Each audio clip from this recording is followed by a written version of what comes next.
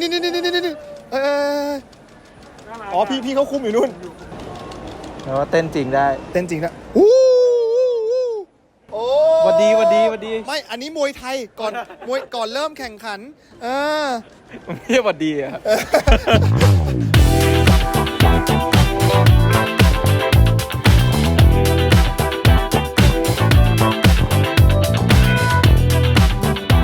แล้วนะครับผมบอกกันสิครับวันนี้เรามาอยู่กันที่ Manufacturing Expo นะครับจัดขึ้นโดย RX Tradex นะครับเป็นงาน Expo ที่เขารวมกว่า 2,000 แบรนด์มีถึง6 Pavilion นะครับแล้วก็เป็น 5 งานหลักอีก 3 งานย่อยคือเอางี้ดีกว่าเป็นงานที่มีทั้งเครื่องจักรซอฟต์แวร์งานโคตติ้งสีงานเท็กซ์ไทล์เยอะมาก8 งาน 2,000 กว่าแบรนด์นะครับก็คือว่าวันนี้ผมจะมาเดินงานนี้แล้วเดี๋ยวเราจะเก็บบรรยากาศของบูธที่น่าสนใจมาให้ทุกคนดูนะครับไปดูพร้อมกันเลยครับ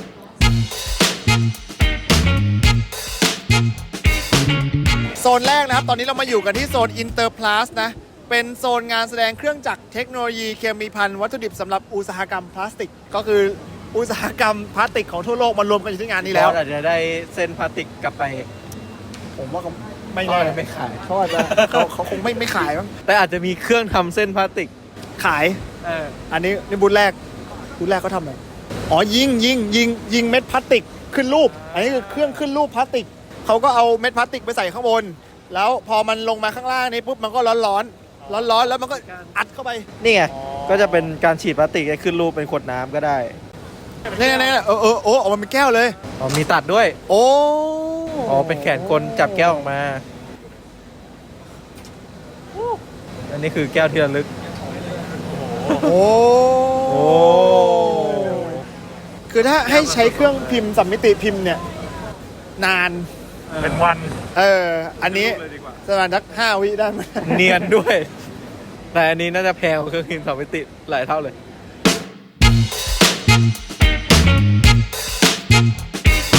โอ้อันนี้ทำฝาขวดใช่ทำฝาขวดเห็นไหมอันนี้เป็นเม็ดพลาสติกแล้วดูว่าฝาขวดเขาผลิตได้ไวแค่ไหนนะเรามาดูที่ช่องนี้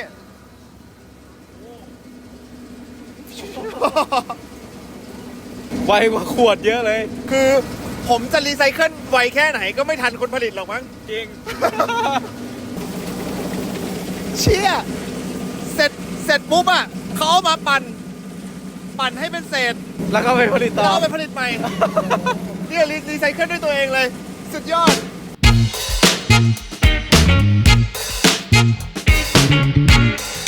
คือคุณรู้ไหมว่าขวดน้ำปกติอ่ะก่อนที่มันจะมาเป็นขวดอย่างนั้นมันหน้าตาเป็นยังไงมาก่อนมันหน้าตาเป็นอย่างนี้แล้วก็เป่าผมใช้คำว่าหน้าตาเหมือนจุกนมเด็กวิธีการที่เขาทำก็คือเขาเอาอันเนี้ยเสียบเข้าไปแล้วอีกฝั่งหนึ่งก็อัดอากาศเข้าไปพร้อมความร้อนเป่าทีเดียวฟึบได้อย่างนี้เลยได้ขวดเลยเป่าลูกโป่งเป่าลูกโป่งอันนี้นะครับจะเป็นโซนไชน่าพาวิเลียนจริงๆเขาไม่ได้มีแค่ไชน่านะเขามีหลายประเทศเลยก็คือว่าที่เนี่ยเขาจะแบ่งเป็นพาวิเลียนซึ่งแต่ละพาวิเลียนก็จะเป็นแบบคนจากประเทศเดียวกันที่อยู่ในอุตสาหกรรมเดียวกันเนี่ยมาโชว์นะครับจักรยานไฟฟ้าแบบคอนเซปต์ไบค์เขากรองอากาศด้วยนะครับรู้เปล่ากรองทำไมมึงไม่ได้อยู่ในรถก็ได้ใหญ่กรองมีไฟฟ้าสถิตมีตู้กรองอากาศให้ด้วยเห็นไหมอยากรู้ว่าตัวฟิลเตอร์นี่เอากรองอากาศเพื่อทำอะไรนะครับเพราะเป็นรถไฟฟ้าใช่ไหมครับอ๋อใช่ค่ะแต่ต้องบอกว่าอันนี้เราเป็นคอนเซปต์คาร์อยู่นะคะครับอาจจะไม่ได้เรียกว่าใช้ได้ในทันทีเป็นคอนเซปต์คาร์ที่เราดิสเพลย์ตรงนี้ขึ้นมาค่ะเพื่อที่จะบอกว่าชิ้นงานเราค่ะอยู่ตรงไหนของรถบ้างซึ่งมันจะมีตัวไส้กรองอากาศเนาะมีตัวเบาะอันนั้นค่ะจะเป็นตัวเรียกว่าลองจับดูก็ได้นะคะผมเข้าใจแล้วคืออันนี้เป็นตัวโชว์ก็คือบริษัทนี้นะครับเขาผลิตไอ้สิ่งนี้เขาไม่ได้ผลิตมอไซค์เข้าใจแล้วโอเคไหมคือเขาจะบอกว่าถ้าคุณเป็นผู้ผลิตมอไซค์เราทำได้ทั้งเบาะทั้งฟิลเตอร์ทุกอย่างนะแต่เราไม่ได้ผลิตมอไซค์โอเคขอบคุณครับนี่เป็นไวเลสชาร์จิ่งครับคุณเพนเหรอคุณขับรถมาจอดตรงนี้แล้วข้างล่างเป็นไวเลสชาร์จิ่งนี่ที่เขาวางกระจกอันนี้ให้เห็นน่ะเขาอยากให้เห็นไอ้นี่เขาอยากให้เห็นตัวชาร์จฝั่งรับมันจะมีตัวชาร์จฝั่งส่งใช่ปะร้านนี้ตัวชาร์จฝั่งรับแล้วมันส่งได้เยอะขนาดนั้นเลยเหรอก็เป็นคอนเซปต์คาร์อยู่โอ้สวยว่ะสวยตรงที่แบบมีช่อง ผมว่าถ้าเขาผลิตจริงนะตรงนี้ไว้ใส่แบต อ๋อ เออ โอ้โหเครื่องใหญ่มากเป็นห้องเลยอะมาเป็นห้องเลย จริงๆ ถ้าอยู่ในโรงงานอาจจะใหญ่กว่านี้อีกนะ อันนี้ก็อาจจะตัวเล็กแล้ว เครื่องจักรเมื่อกี้คุณบอกว่า1ห้องใช่ไหมคุณเคยเห็นเครื่องจักร2ชั้นหรือยัง โอ้โห เนี่ยฟูขึ้นไปเลยอ๋อไม่ใช่ อันนี้คือ finish product อันนี้คือโปรดักต์อยู่นี่ อันนี้คือ product ใช่ ข้างบนน่าจะเป็นเม็ดพลาสติกเหมือนกันปะ ใช่ แล้วก็ทำเป็นถุง ใช่ อันนี้มันขยับอยู่นะเนี่ย ใช่ มันขยับอยู่ ก็มัน นี่มัน ทำ ข งาน ยับอยู่ ขอโทษนะครับผม ครับ ทำไมมันพองมันเป่าลมอยู่เหรอครับหรือมันยังไง อ๋อใช่ครับเราเป่าลมเข้าไปข้างในแล้วก็กักลมไว้เพื่อให้ได้ขนาดตามที่เราต้องการ อ๋อนี่ก็เป็นเครื่องผลิตถุงพลาสติกแบบไวมากๆนะครับผม เครื่องนี้เท่าไหร่นะครับผม เครื่องนี้เหรอครับ ประมาณ2 ล้านกว่าบาท 2 ล้านกว่าบาทนะครับ ใครอยากจะเป็นทำโรงงานถุงพลาสติกนะครับ ติดต่อมาได้นะครับ บริษัทSTL Machinery จำกัดครับ ขอบคุณมากครับ ผม วันนี้มาตัดให้ด้วย นี่ไง อ๋อเมื่อกี้ผลิตเสร็จตัดต่อเลย อันเนี้ยทำเป็นปะใช่ไหมให้ฉีกได้ นี่อย่างนี้นี่นะฮะ ถุงขยะ เอาให้ไปเลยครับเอาขอบคุณครับเอาครับเอาก็ใครมาเดินงานนี้นะ คุณจะได้ของตัวอย่างไปค่อนข้างเยอะ เฮ้ยเครื่องนี้แค่2 ล้านเองอ่ะ นั่นดิ คุ้มนะ หางงมาเลย ซื้อมาทำไมเนี่ย แล้วก็ได้ยินเสียงเนี่ยทั้งวันกึกกักกึก ทุกวันนี้เสียงเครื่องพิมพ์ก็น่ารำคาญอยู่แล้ว ตอนนี้เรามาอยู่กันกับบูธที่เขาขายในส่วนของ Hot Runner System นะ คือตรงเนี้ยมันเป็นเหมือนฮีตเตอร์ มันเป็นอุปกรณ์ทำความร้อน เขาเอาไปใช้ในโมกัน แต่ว่าที่ผมเห็นแล้วมันคุ้นๆนะเพราะว่ามีคนหนึ่งชื่อว่าไซมอนเวสเขาประดิษฐ์เครื่องพิมพ์3 มิติขึ้นมาเอง แล้วเขาใช้ระบบเนี้ยในการหลอมละลายพลาสติก เขาเป็นคนที่ผลิตเครื่องพิมพ์3 มิติที่พิมพ์เร็วสุดในโลกตอนนี้ ว่าหัวมันก็จะ หัวเป็นอย่างนี้เป็นแบบนี้เลย แล้วมันเร็วกว่าเดิมขนาดไหน อย่างน้อยน่าจะ 3-4 เท่าอ่ะ อันนี้คือหัวสำหรับฉีดพลาสติกขึ้นรูปขวดพลาสติกใช่ป่ะ แต่สำหรับเครื่องพิมพ์3 มิติอาจจะไซส์แค่นี้ อาจจะไซส์เท่านิ้วก้อยอ่ะก็เล็กกว่าเยอะนี่คือเครื่องดมกลิ่น นี่คือจมูกหุ่นยนต์อิเล็กทรอนิกส์โนสก็คือว่าถ้าเกิดเราจะใช้คนดมอ่ะมันอาจจะไม่แม่นยำ ไม่แม่นยันบางอันดมไม่ได้อาจจะตาย อ๋อใช่เขาก็เลยใช้จมูกหุ่นยนต์ ถ้าเอาทุเรียนมาให้ดมนี่มันจะรู้ไหมว่าเป็นทุเรียน ผมว่า คงต้องเซตได้ ผมว่าเซตได้ แต่ว่าอันเนี้ยความตั้งใจเขาไม่ได้เอามาดมทุเรียน ดมเคมีแหละ เขาเอามาดมเคมีว่าณปัจจุบันตอนนี้ในโรงงานเนี่ยมันสารมันเกินความปลอดภัยไปหรือยังอันนี้คือขนจมูก เอาฟอง อันนี้ขนจมูกปอดจริงๆอยู่ข้างในอันนี้คือขนจมูกทั้งหมด อันนี้มี ไส้ ไส้กรองจมูกด้วย โซนนี้จะเป็นโซนพวกแบบเป็นโซนออโตเมชันเพราะฉะนั้นมันจะเป็นพวกคอนโทรลเลอร์ทั้งหลายอ่ะเพื่อเอามาสร้างหุ่นยนต์หรือว่าสร้างเครื่องจักรอีกทีนึงก็จะเป็นอะไหล่ทั้งหมดจะอยู่โซนนี้ครับ ยามาฮ่าย ามาฮ่าอิปสันแบรนด์ดังทั้งนั้นเลยโหแม่นมากเลยนะเนี่ยไอ้รางอ่ะ อ๋อโชว์ว่าไอ้ถาดนี้มันวิ่งได้ทั้งหมดนี่ไง ใช่เพราะมันต้องแม่นโคตรถึงจะทำได้ เขามีสาเหตุที่เขาปิดฝานี่นะรู้ป่ะถ้าฝุ่นมันเข้าไปอ่ะมันจะไม่แม่นละถ้ามือเข้าไปครับ ก็จะไม่เหลือนิ้วละ โอ้โห อ๋อเนี่ย เรียงด้วย เรียงด้วยเอฟสัน โรบอท โอ้ ไอ้นี่มีหน้าที่เอาออกไอ้นี่มีหน้าที่เรียงโอ้เหนื่อยเนาะ ไอ้นี่ก็แบบมึงเอามาใส่ทำไมวะ ไอ้นี่บอกมึงเอาออกทำไมวะ ถ้ามีมือตบกันแล้วเนี่ย นี่เขาใช้สิ่งที่เพ้นท์เรียนมานี่ เขาเรียก OCR อันนี้จะเป็น Object Detection ก่อนเป็น Detect ตัวแผ่นก่อนเสร็จแล้วก็เป็น Text Detection ก็คือ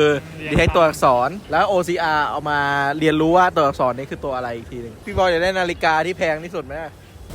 ทำไมอ่ะ ก็เอาตัวเลขโรยๆไว้ แล้วก็เอาระบบหยิบวาง ขณะนี้ 11 นาฬิกา 10 วินาที 11 ละ 12 13 นั่นแหละ รวยจัด ต้องรวยมากอ่ะ บูธ IPC Hand Soldering ยอดฝีมือนักปัดกีระดับ การทำซ้ำ ประเทศเทสเสียงเฉยๆสวัสดีครับ ตอนนี้เรามาอยู่กันกับบูธ IPC Hand Soldering ตอนนี้เขาก็แข่งกันอยู่เลยนะตอนนี้ผมก็ไม่รู้อะไรมากเท่าไหร่หรอกผมรู้แค่ว่าคนที่ชนะอันดับหนึ่งเนี่ยจะได้ไปเป็นตัวแทนของประเทศไทยเพื่อไปแข่งที่เยอรมันเพื่อชิงแชมป์นักปัดกีระดับโลกครับจากที่เราเห็นได้นะฮะก็คือผู้เข้าแข่งขันเขาก็จะได้แผงวงจรมาแผงหนึ่งพร้อมกับอุปกรณ์อิเล็กทรอนิกส์แล้วก็มีแมนนวลให้ว่าคุณจะต้องปัดกีตามนี้ซึ่งเครื่องการปัดกีเนี่ยปกติแล้วเนี่ยด้วยชิปละเอียดระดับเนี้ยเขาจะใช้เครื่องกันเพราะมันยากมากที่คนเราจะมีความแม่นยำมือระดับเล็กจิ๋วขนาดนั้นแต่ไม่ใช่สำหรับผู้เข้าแข่งขันเราครับเขาจะมีฝีมือที่เหนือมนุษย์มากกว่านั้นเขาก็เลยจะสามารถที่จะเชื่อมแผงวงจรเล็กระดับนี้ได้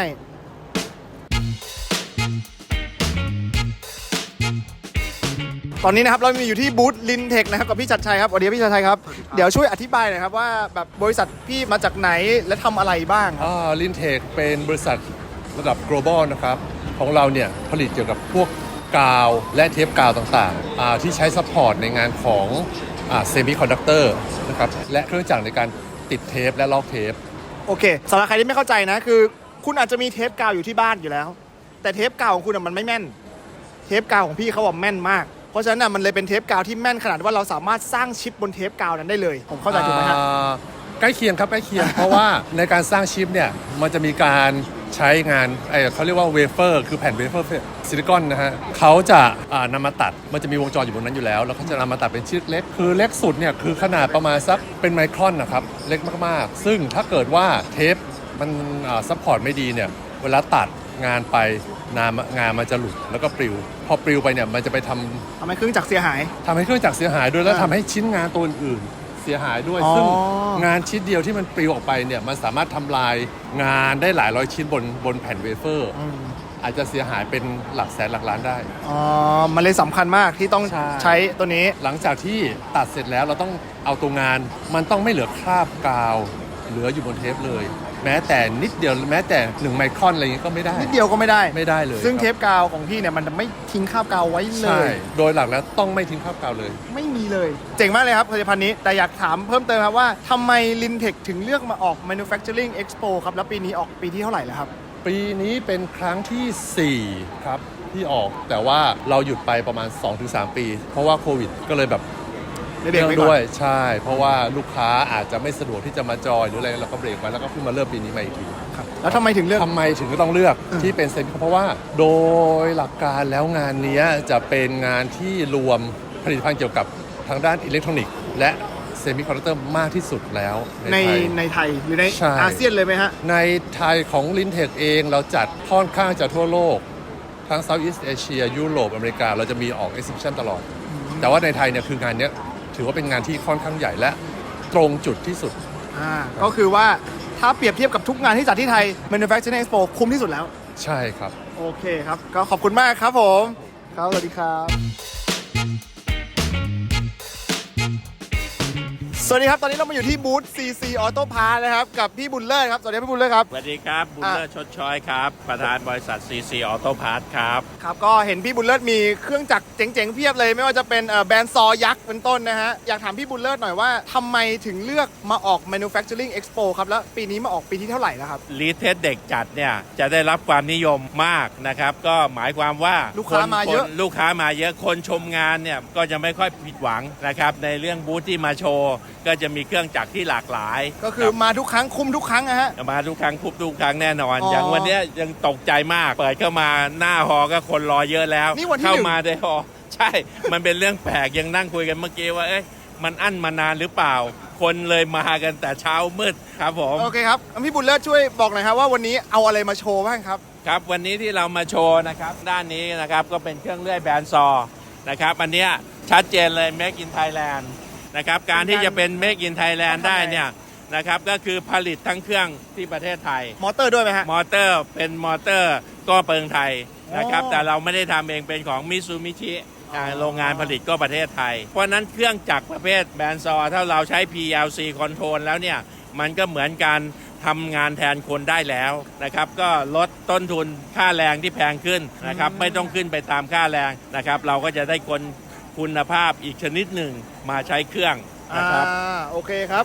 อันนี้อะไรครับเนี่ยข้างหลังผมครับเนี่ย ตัวนี้นะครับผู้ประกอบการทุกท่านทราบทั่วโลกที่เหมือนกัน น้ำยาหล่อเย็นหลังจากการใช้งานแล้ว มันจะเป็นของเสีย แล้วก็จะไปทำลายสิ่งแวดล้อม ทุกโรงงานต้องส่งตัวนี้ไปบำบัด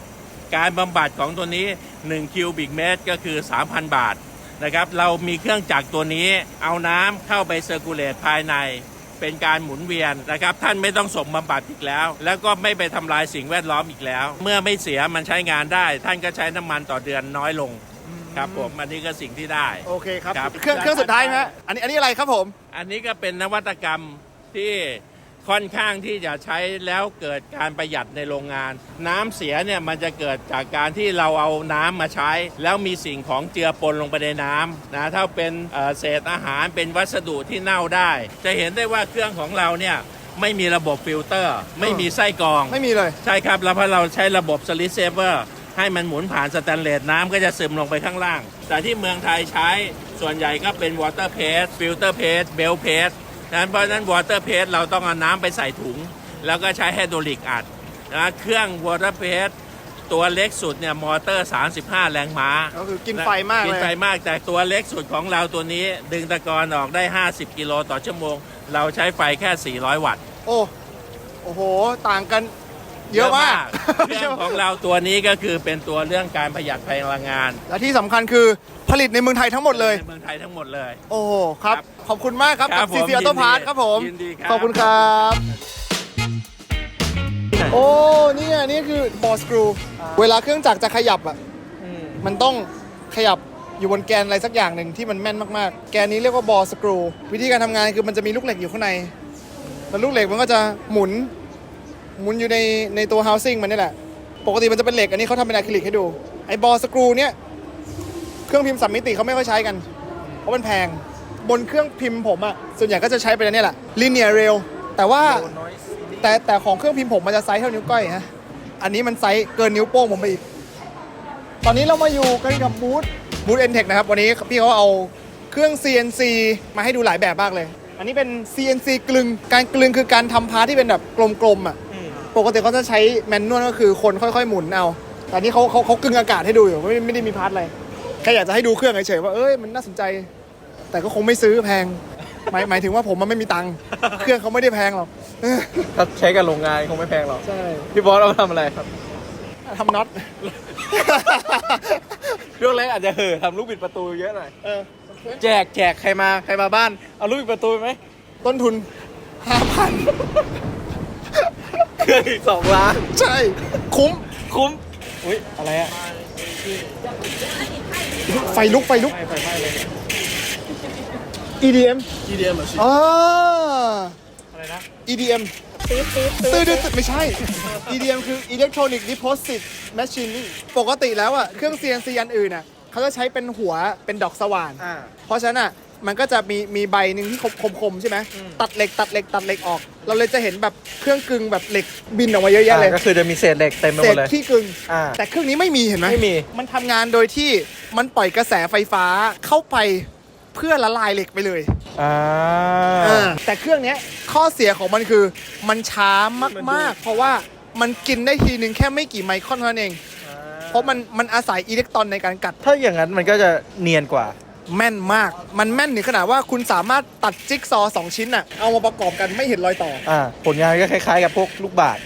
ที่มีตามเน็ต ใช่ ที่มันเนียนมากๆ อันนั้นคือใช้เครื่องนี้เลย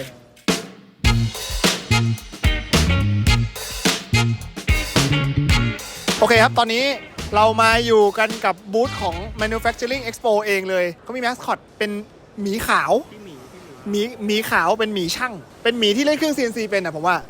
ถ้าเกิดคุณมาลงทะเบียนเนี่ยเราก็จะมีสิทธิ์ที่จะคีบฟรีคนละ2 รอบแล้วถ้าเกิดคุณแบบมีฝีมือนะ ก็จะได้ หมีกลับบ้านไป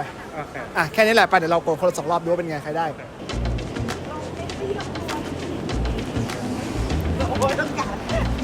หมูข้างดูแกน X แกน Y ใช่มันก็ดูได้แค่นี้แหละ จริงจัง เฮ้ย มันเป็นไปได้จริงเหรอ เป็นไม่ได้เขาบอกว่ามีต้องหลายคน ที่ได้ตุ๊กตา ที่เล่น ยันตัวเฮ้ยเฮ้ยเมื่อกี้คีบแรงอยู่นะ ดีใจด้วยค่ะที่ไม่ได้ไป ขอบคุณครับตาคุณละมาได้คนละ2 รอบคุณก่อนเอ้ยไม่ใกล้เคียงเลยคุณ ว่าตัวนี้อาจจะยากไปตัวอื่นเลย ตัวไกลๆไหมตัวไกลๆอาจจะอยากกลับบ้าน โอ้ไม่ใกล้เลยหรอก โอ้โหออฟมาโชว์ฝีมือหน่อยดิ เอาช่วยมือหน่อย มาดูนะฮะว่า ออฟจะเป็นเซียนอาร์เคดหรือเปล่า จากประสบการณ์ของเรานะ เรารู้สึกว่ามันยากมากเลยอะ จริง ผมว่าตำแหน่งตุ๊กตาเขาวางยากเกิน คือเขารู้ไงว่าทั้งงานเนี่ยมันมีเอ้ยตองเอาใหม่โอเคได้อีกรอบหนึ่งปะ เราเป็นกาก มันก็แค่นั้นแหละเฮ้ยเฮ้ย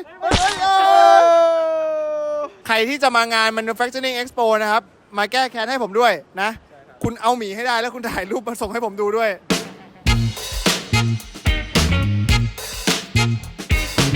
ตอนนี้เรามาอยู่กับอาจารย์โดมนะครับที่บูธ EV Conversion อันนี้เป็นบูธที่แปลงรถยนต์สันดาปและมอไซค์และอะไรทุกอย่างที่มันเคยเป็นเครื่องยนต์ที่ใช้น้ำมันแปลงเป็น EV ครับอาจารย์ แปลงเป็นไฟฟ้า 100% ครับ อาจารย์ทำอะไรบ้างครับเล่าให้ฟังหน่อยครับ เริ่มต้นเนี่ยเราก็จะมีตัวรถโมเดลต่างๆนะครับที่เป็นทั้ง SUV เป็นรถปิกอัพเป็นทรงซีดานเป็นรถ Exclusive แม้กระทั่งเป็นรถหัวลากขนาดใหญ่ เราก็จะทำการเอาเครื่องยนต์เดิมเนี่ยออกครับแล้วก็เอาตัวระบบขับเคลื่อนด้วยไฟฟ้าพร้อมกับแบตเตอรี่ใส่เข้าไปโดยที่ทุกอย่างเนี่ยเป็นมาตรฐานระดับสากลทั้งหมดอย่างเช่นแบตเตอรี่เนี่ยเราก็เป็นแบตเตอรี่ที่แบรนด์ระดับโลกใช้แล้วที่บอกว่าใส่มอเตอร์เนี่ยครับเห็นมอเตอร์วางโชว์อยู่คือล้อและมอเตอร์ไหมครับหรือยังไงครับแล้วแต่ออปชั่นบางครั้งเราสามารถใช้มอเตอร์เป็นอินวิวของ4ล้อได้เลยใช้มอเตอร์ไฟฟ้าควบ4ล้อแต่ต้องซิงโครไนซ์ให้ทำงานร่วมกันได้บางคันก็ใช้2ตัวมอเตอร์ตัวหนึ่งใช้ในตอน normal เพื่อกันความร้อนมอเตอร์ตัวหนึ่งใช้ยามที่เร่งเพื่อแซงทางสโลปเพื่อลดความร้อนและการบาลานซ์พลังงานปกติแบตเตอรี่เวลาขับรถเนี่ยมันจะร้อนเพราะมันปล่อยประจุค่อนข้างไวก็เลยต้องมีการระบายความเย็นเห็นอาจารย์บอกว่าเป็นระบบเจลคูลิ่งนะครับมันเป็นยังไงครับอาจารย์ถูกต้องเลยครับเพราะว่าในเรื่องของแบตเตอรี่เนี่ยความร้อนมันจะเกิดขึ้นทั้งตอนที่จ่ายกระแสสูงและก็ตอนชาร์จความร้อนสูงก็ต้องมีระบบระบายความร้อนที่เป็นเอ็กซ์ตรีมแล้วเจลเนี่ยครับพอเวลาเจลมันไปรับความร้อนจากแบตเตอรี่มันไปคายที่ไหนครับมันเป็นตัวของเหลวชนิดพิเศษสำหรับรถยนต์โดยเฉพาะในการระบายความร้อนเพราะฉะนั้นมันก็ยังอยู่ในระบบแต่ว่ามันก็อาจจะมีการเจือจางไปบ้างก็เป็นที่มาของการเราก็ต้องเติมตัวคูลิ่งเข้าไปต้องเติมเจลเรื่อยๆอันนี้คำถามสุดท้ายแล้วผมว่าคนดูทางบ้านอยากรู้ครับอาจารย์มันคุ้มไหมหรือว่าไปซื้อรถไฟฟ้าใหม่คุ้มกว่าครับโอเคอันนี้เป็นคำถามที่ดีมากอย่างที่บอกไปนะครับตัว conversion เป็นทางเลือกดีกว่าผมใช้คำว่าเป็นทางเลือกท่านมีรถที่เป็น exclusive แบบนี้เป็นรถที่มีมูลค่าทางจิตใจประเมินค่าไม่ได้จะไปซื้อรถไฟฟ้าใหม่ที่มีประสิทธิภาพดีๆก็2ล้านแต่ใช้เงินน้อยกว่านั้น3เท่าแต่ได้อุปกรณ์ใหม่ใช้แบตเตอรี่มาตรฐานเดียวกับระดับโลกเราทำงานด้วยทีมวิศวกรเพราะฉะนั้นการติดตั้งมันจะเป็นติดกระดุมเม็ดแรกถูกต้องตั้งแต่มาตรฐานอุปกรณ์โปรเซสในการติดตั้งโดยเอนจิเนียร์สเปเชียลิสต์แล้วก็พรูฟโดยมาตรฐานที่สูงสุดคือไดโนเทสและสุดท้ายผ่านการพรูฟจากกรมขนส่งวิ่งได้จริงตามกฎหมายเพราะฉะนั้นผ่านทุกอย่างมีความปลอดภัยแล้วก็มีความคุ้มค่าเมื่อเทียบกับแบรนด์ผมว่าเป็นทางเลือกมากกว่าครับว่าท่านไหนอาจจะชอบแบรนด์ก็เราก็ไม่ว่ากันเป็นทางเลือกโอเคครับก็ขอบคุณอาจารย์โดมมากครับสำหรับความรู้ครับใครที่สนใจนะครับในเรื่องของ EV Conversion นะครับก็มาเยี่ยมที่บูธนี้ได้นะครับก็จะมีอาจารย์โดมที่ให้ความรู้เกี่ยวกับเรื่องนี้โดยเฉพาะเลยเพราะอาจารย์โดมมีประสบการณ์มากมายแปลงมาแล้วตั้งแต่มอไซค์ตุ๊กยันเรือที่อยู่ในน้ำนะครับอาจารย์โดมนี่ทำได้หมดเลยนะครับก็ลองมาคุยกันดูได้โอเคครับขอบคุณอาจารย์โดมมากครับสวัสดีครับสวัสดีครับจริงๆบูธนี้เคยมาดูละอันนี้คือเครื่องพิมพ์แบบตัวเทพเลยคือตัวเทพนี่คือราคาเทพเรียกว่าซื้อไปนี่คุณไม่ต้องจูนละคุณจ่ายราคานี้มันควรจะทำงานได้ตั้งแต่วันแรกอะนี่เป็นแมสคอนเทนเลยนะคะใช่แบบว่าเป็นงานแมสได้เลยแทนการฉีดพลาสติกอะค่ะโอ้โหเนียนมากเนียนกิฟแน่นอนอันนี้ก็คือเป็นครั้งเดียวนะคะไม่ได้ประกอบโอ้ดูโอ้สุดยอด เล็กมากอะ เล็กมากอ่ะเนี่ยดูดิในข้างในเกียร์มันหมุนได้ทุกอันเลย ดีขนาดนี้ต้องถามราคาแล้วครับ ประมาณ8 ล้านค่ะ 8 ล้าน 8 ล้านเท่านั้นเองพี่บอสอันนี้เหล็ก8 ล้านแล้วปกติครับเท่ากัน อันนี้6 ล้าน 6 ล้านนะฮะ ถูกลงมาต้อง2 ล้านพี่บอส อันนี้น่าจะเป็นการปริ้นเรซินฮะเพราะว่าข้างตรงเนี้ยเขาจะใส่เรซินเข้าไปแล้วข้างล่างเนี่ยเขาจะยิงแสงพอยิงแสงปุ๊บเขาก็จะค่อยๆขึ้นมาทีละเลเยอร์จนออกมาเป็นชิ้นงานอย่างนี้ อ๋อ นี่บอร์ดจักรยานปะเนี่ย บอร์ดจักรยาน ใช่เบาะจักรยาน พี่บอสต้องไปรับปริ้นพ็อปให้หนังฮอลลีวูดอะถึงจะคุ้มว่า อาจจะไม่คุ้มก็ได้ จะไม่คุ้มเลยอะ เพราะว่าเขาใช้น้อยไงเราต้องหาคนที่เขาใช้เยอะๆอย่างนี้ใช่ไหมอย่างเงี้ยแมสโปรดักชันเนี่ยทำทีหนึ่ง500 ตัวอะไรเงี้ยอาจจะได้อันนี้คือ 3D ปริ้นเหล็กออกมาเป็นอย่างนี้เลย ก็คืออันเนี้ยเขาน่าจะปริ้นไปใช้งานเพื่อจะทำให้แบบว่าเวลาสมมติเราฉีดน้ำสารอะไรสักอย่างเข้าไปฮะเขาอยากให้มันออกมาเป็นรูเล็กๆอย่างเงี้ยแต่ละอันเล็กๆนี่คือท่อเท่านั้นเลยนะในการทำปกติอ่ะ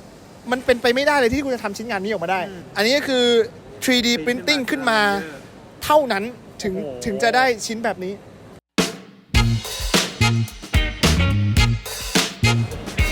อ๋อนี่เขาสูเป็นแบบไมโครสโคปไมโคร อันนี้พวกช่างโทรศัพท์ใช้กัน อาจจะไม่ใช่ตัวแพงขนาดนี้ อันนี้ตัวเหนือกว่านั้นอีก อันนี้เป็น ชอบเลยอันนี้ ส่ง Data เข้ากับโน้ตบุ๊กได้เลย หน้าแบบอื่นแล้วครับ เป็น 4 หน่วยทศนิยมอ่ะเท่าไหร่แล้วครับ นะครับ เท่าไหร่ครับ 10,000 กว่าบาท อ๋อ10,000 กว่าบาทอ๋อไม่ตกใจยังไม่ตกใจเท่าไหร่ ใช่ครับผม โอเค ทำช่อง ทำช่อง YouTube ครับใช่ครับ อ๋อ ใช่ ครับ ครับ ผม คลิปออนเช้าวันที่ 23 เพราะว่าจะได้เชิญชวนคนมางานครับ อ๋อ ดีครับ ครับ ถ่ายวันนี้ทีมตัดเป็นร้อย ทีมตัดเป็นร้อย โอ้โหกดหลังเลยนะ ตอนนี้เราอยู่ที่บูธสยามอนันต์กิจครับเขาจะยิงน้ำความแรงสูงมากผ่านรูเล็กๆ 0.4 มิลเพื่อตัดโฟม จะตัดเป็นรูปอะไรก็ได้ ก็อันนี้เราใหญ่เข้าไปเนี่ย นิ้วขาด น้ำเนี่ยนะ โอ้น้ำนิ้วก็ขาดได้มันตัดเหล็กได้นะ ตัดเหล็กได้ เนี่ยผลงานเขาว่าโหเนี่ยโอ้เฮ้ย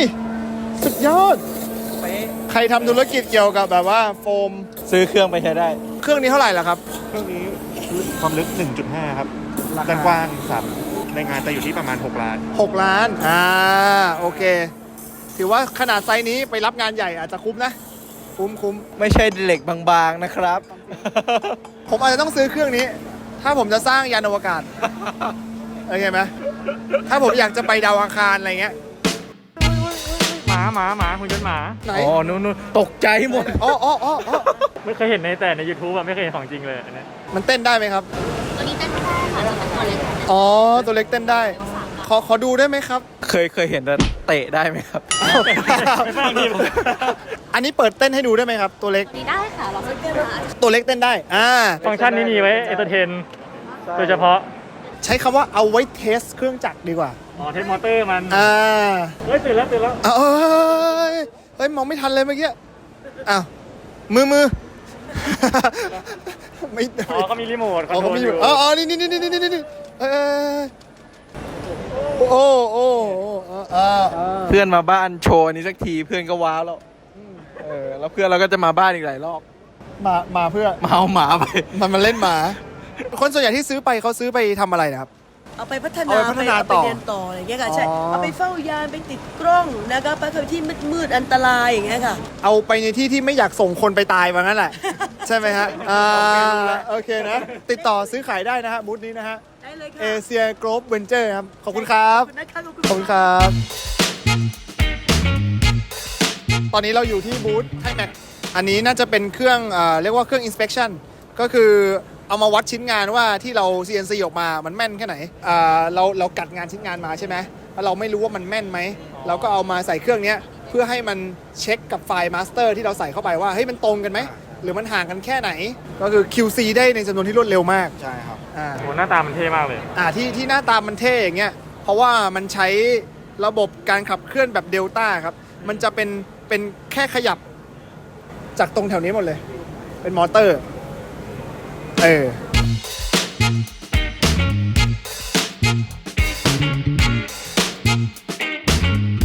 โอ้โหเป็นโชว์ความแม่นสเตปเปอร์มอเตอร์แม่งว้าวแทบทุกอันเลย ว่าแบบเขาแม่นนะเว้ยหมุนไปหมุนมาทั้งวันยังกลับมาที่เดิมได้เฮ้ยชอบอันนี้โอ้โหร้อนไหมยังไม่ร้อนนะ ก็คือถ้าเกิดจะสร้างเครื่อง CNC ก็ต้องมาซื้ออะไรอย่างเงี้ยแยกแล้วไปประกอบเอาถ้าสร้างเองดูทรงแล้วผมก็น่าจะได้สร้างเองอ่ะผมไม่อยากซื้อเครื่อง8 ล้านอ่ะ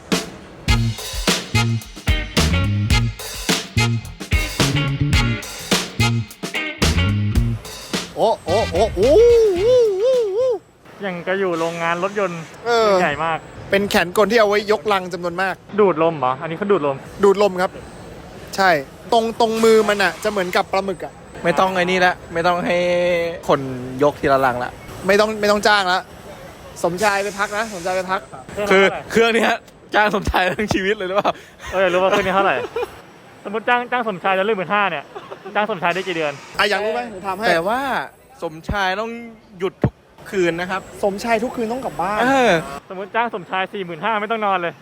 ทำงาน24 ชั่วโมงสมชายตายนะครับเดี๋ยวนี้สมมติจ้าง3 คนก็ได้3 กะทั้งหมด 45,000โอเคอันนี้เท่าไหร่เดี๋ยวคำนวณให้ไม่พอต้องถาม ABB ว่าเครื่องนั้นเท่าไหร่ใช่โอเคได้สวัสดีครับขอสอบถามเลยนะครับรุ่นนั้นประมาณเท่าไหร่ครับรุ่นนั้นประมาณเท่าไหร่เอารุ่นนั้นเลยครับล้านกว่าบาทโอเคไม่ถึง2 ล้านโอเคระวัดเปล่าโอเคขอบคุณครับไม่ถึง2 ล้านคือคุณรู้ไหมสมชายอ่ะเส้นเอ็นฉีกได้ปวดหลังประกันสังคมก็ต้องเบิกอันนี้นะเต็มที่ก็มอเตอร์พังก็ซื้อมอเตอร์ใหม่ถูกต้องโอ้4 ปีก็เท่าสมชายแล้วเนี่ยใช่จ้างสมชายแบบไม่หลับไม่นอนใช่เพราะฉะนั้นสมชายสิ่งที่คุณควรทำคือไปเรียน G Code เฮ้ยบวกเชื่อมพี่บอสอยากเห็นท่านั้นน่ะถอดเสื้อให้ดูหน่อยไอ้เหี้ยไม่มึงเชื่อมอ่ะมึงต้องใส่ชุดแบบนี้คุณว่าสะเก็ดไฟโดนผิวหนังมันจะไหม้ไหมผิวแดงเนี่ยนะมันเท่ไงอันนี้คือบูธโคตรเล็กเลยนะแต่ว่าเราอยากจะมาพูดใช่คุณทำมาร์เก็ตติ้งดีดีมากเฮ้ยเขาปิดแล้วว่ะทุกคนก็ขอจบงานวันนี้ไว้แต่เพียงเท่านี้แล้วกันนะครับเพราะดูทรงๆแล้วบูธเขาเริ่มปิดกันแล้วโอเคครับ